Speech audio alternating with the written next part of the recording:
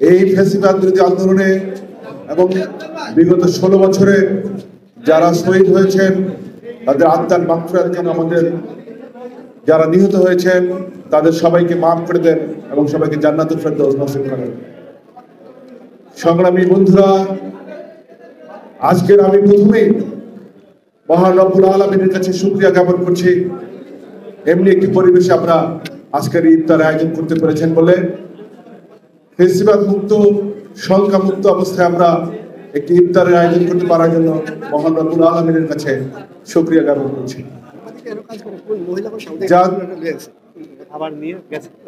বরিশাল জাতীয়তাবাদী ফোরাম,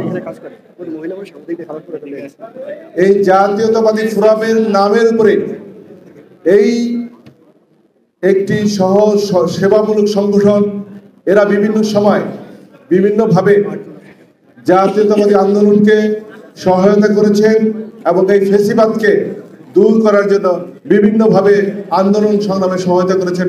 এই জন্য এই বরিশাল বিভাগ ফোরামের সকল নেতৃবৃন্দকে আমি ধন্যবাদ এবং কৃতজ্ঞতা জানাচ্ছি। আমি আজকের এই ফোরামের নেতৃবৃন্দের কাছে অনুরোধ করব, বরিশাল বিভাগে রাজনৈতিকভাবে, অর্থনৈতিকভাবে, ব্যবসায়ী হিসাবে সকল দিক দিয়েই অনেক স্বনামধন্য ব্যক্তিরা আছেন। সকল পর্যায়ে স্ব ক্ষেত্রে স্বনামধন্য ব্যক্তিরা আছেন।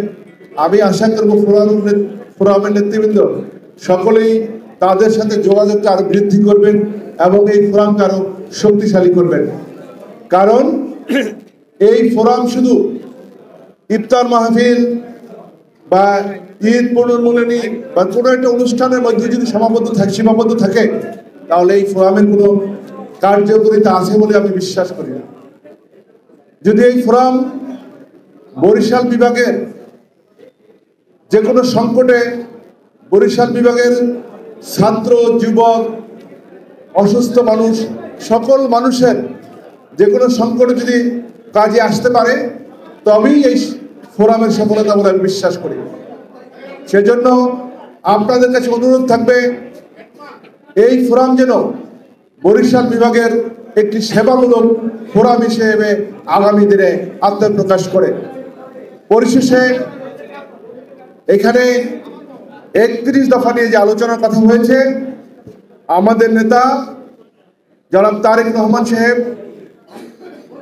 প্রথমে দেশনেত্রী বেগম খালেদা জিয়া ভিশন 2030, পরবর্তীতে 27 দফা, পরবর্তী 31 দফা, এই যে 31 দফা উপস্থাপন করেছেন, এই 31 দফা আপনারা মানুষের মাঝে পেশ করবেন, জনগণের মাঝে উপস্থাপন করবেন।